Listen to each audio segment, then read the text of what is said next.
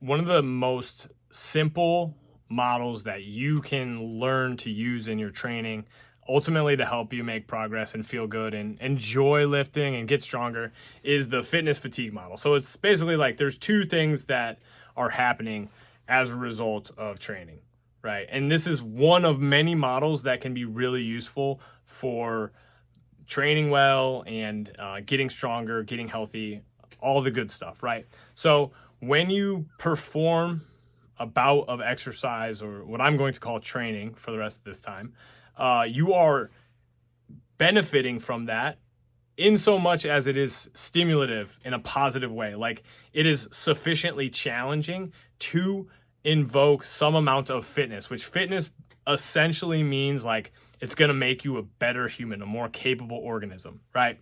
You're also at the same time, because there's a beneficial aspect of it, there is fatigue, which is not necessarily bad. Fatigue is basically like the conceptualization of like it requires some amount of cost, like energy cost, right? There's factors that like we accrue fatigue in a similar way that like something maybe accrues charge, like electrical charge, right?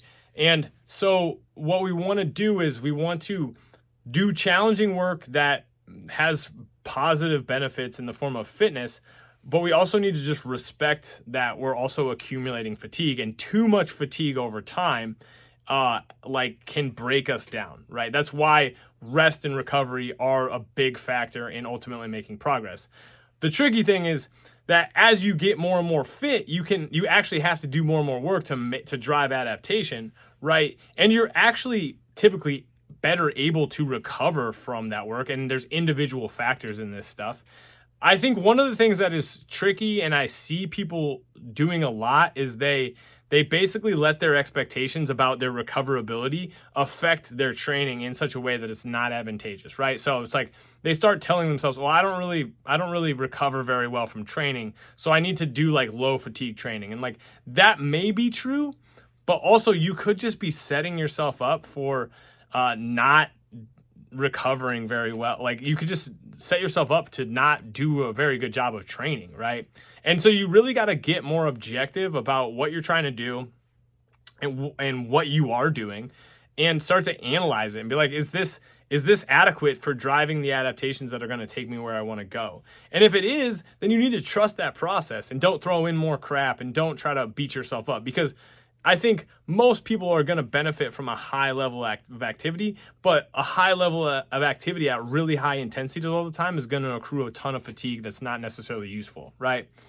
The other side of it is like, if you're not pushing yourself and you're not getting the results and you're saying, I just don't recover very well, you're actually just like creating this negative feedback associated with the fact that you just kind of got to be okay with being fatigued to some extent. Like, if fatigue is stopping you from showing up and just training and meeting yourself where you're at on a regular basis, you need to reassess what you conceptualize as fatigue, because a lot of really good athletes show up to train, or a lot of good lifters show up to train with fatigue, and they still do a good job of running, lifting, whatever, because they accept that, like, yeah, sometimes fatigue is just part of the equation. Yes, to perform well, we do need to taper things off. Like, if you're an athlete in season, we can't be bumping up the fatigue of our lifting, because we're going to get a lot from our sport, right?